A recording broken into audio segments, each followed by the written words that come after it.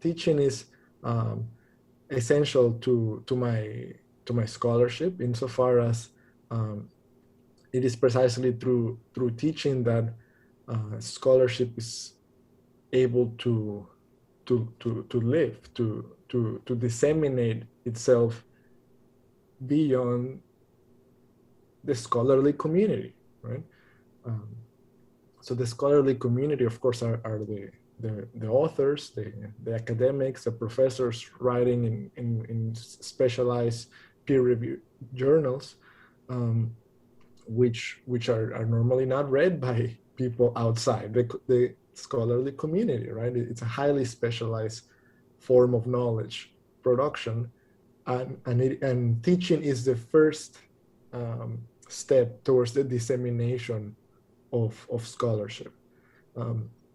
In that sense, teaching is for me the way to actually begin to implement everything that my scholarship calls for.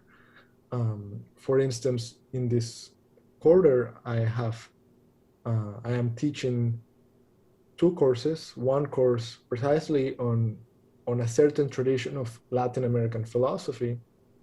That's a 300 level course on this one tradition from the 1960s and 70s called liberation philosophy, who, as you can imagine, in the 1960s and 70s, the decade of revolution across the world, right? One of the most tumultuous decades in recent world history in terms of demands for social and political transformation. A group of Latin American philosophers got together to say that philosophy had to advance liberation. It had to advocate for precisely the critique of the conditions of domination. That a philosophy that is not on the side of liberation and against domination, it's simply not philosophy. That was their position. And of course, it's a very radical position, but nonetheless, it has become one of the most important currents of thought in Latin America that has affected many other disciplines since then. So one of the courses that I am teaching now is precisely on a full course on liberation philosophy. I'm not entirely sure how many courses on this topic there are in the country. I would venture to say that there are no more than a couple, no more than 3 courses in the entire country, specifically on this one topic for the whole class. Again, it's not a survey. It's a 300 level advanced course on a single topic. So all of these undergraduates that are taking this class, most of them philosophy majors, would eventually leave the class with an extremely solid and rigorous understanding of this one tradition of Latin American thought that can certainly make them compete for entry into any graduate program of their choosing. I mean, it's a very strong course in that sense. And this also tells you just how small the field in fact is, that the field of Latin American philosophy is so small that in one course, undergraduates can attain such high level of proficiency in this field that it can make them very strong basically scholars in training of themselves. If they choose to enter academia, excellent, and if not, they will certainly take the tools of this tradition to their everyday lives, which is one of the points of this movement, to make philosophy go beyond the walls of the university and beyond the written word, right? That philosophy has to advance liberation. It's the connection between theory and practice, right? That for them was very important. And again, to me, as a scholar, as a teacher, one of my practices is teaching. Right? And another course that I'm teaching now is philosophy of race. It's applying the tools of philosophical inquiry to the analysis of racialization. And to me, this is a very significant class because it actually touches a great deal on my own experiences figuring out the problem of racialization in the United States. So again, it goes back to my own personal history as a Latin American migrant who, in many ways, grew up in Mexico without consciousness of racialization. And many of the scholars that I teach in that class are non-American scholars of color that talk about what it's like to come to the United States and affront the racial problem in a way that it is through coming to the United States that I and these scholars, and certainly many others, discover that we are racialized, that we are in a way cogs or elements in a pre-existing machine, not of our making, that categorizes us as belonging to a certain box, right? A certain race. In many ways, my own individual childhood was completely colorblind, right? And of course, it also has to do with how I look and the relative privileges of that childhood. Perhaps if I looked differently, I wouldn't have had that relatively colorblind childhood, right? Emerging consciousness. And of course, this is not to say that there is no racism in Mexico by no means. That's not what I'm trying to say. It's just the fact that it's simply a different kind of racism than the one that we see in the United States. But at any rate, what I'm simply calling attention to is my own experience, right? So my own personal experience was basically one of ignorance and lack of consciousness regarding the problem of racialization while I was in Mexico, my life at home. And in the process of migrating to the United States, that's when it clicked for me. That's when, for the first time, I realized that I was racialized. I became, and this happens to many migrants, right? I became a minority when I came to the United States. And there was no discourse like that growing up.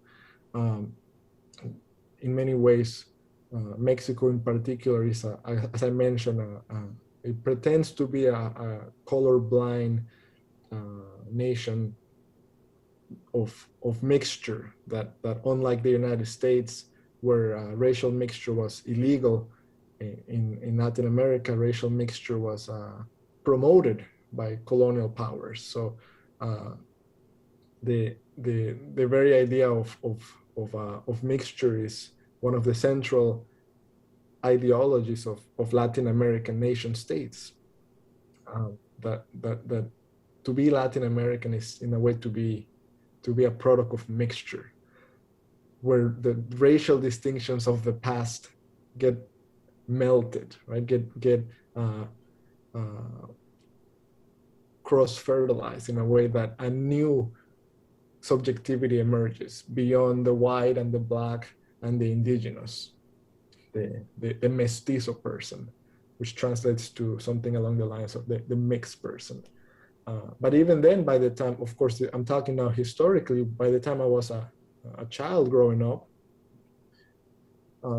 you did not even hear the term mestizo, right? It's already sort of something in the past that is naturalized at the everyday. So again, it was a relatively colorblind childhood existence, and coming to the United States was the end of that and I had to learn what race was in the United States.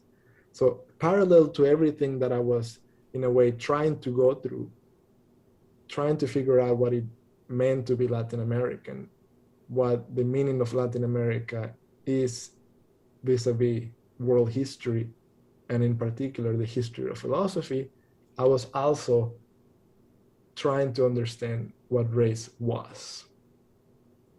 Now, as someone that is racialized in the United States. And at some point, those two are become connected. But that took me many years. For a long time, the Latin American question and the race question were parallel questions that were walking together, but were not part of the same project.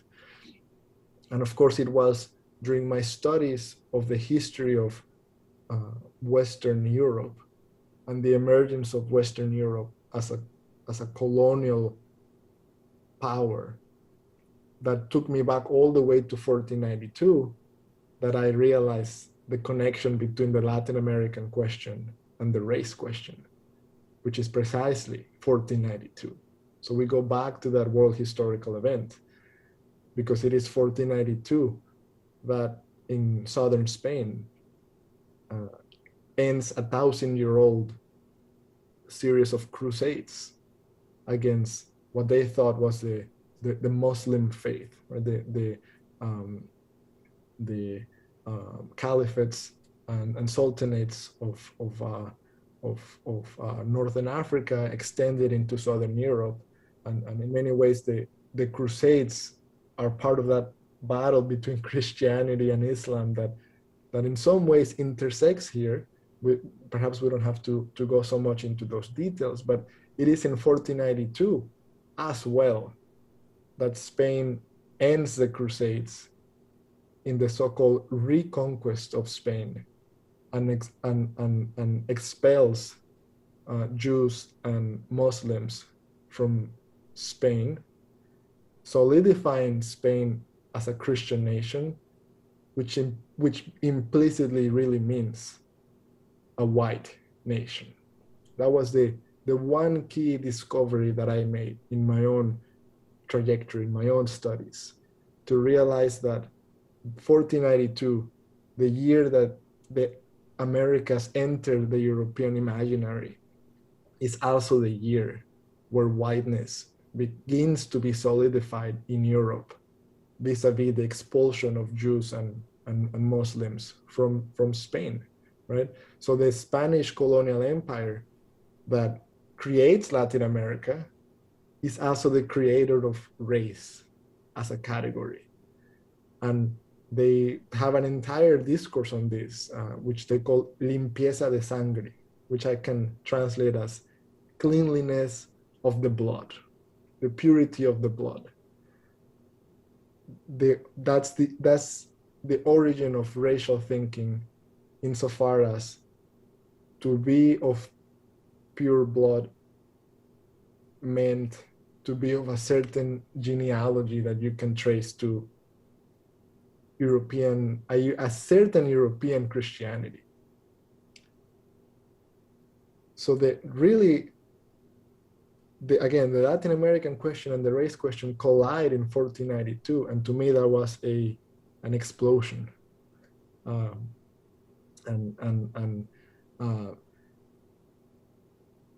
Of course, it is Spain who brings slaves into the Americas. It is not Britain, because of this entire discourse of purity of the blood, right? So to me that was something simply that I had to engage. And since then, I have one aspect of my work is to begin to understand race more, both through my studies in what Latin America is, and again the place of Latin America in philosophy, but also even on its own terms, not necessarily connected to Latin America, but the way, say, race works in the United States, right? Which is in many ways not part of Latin America.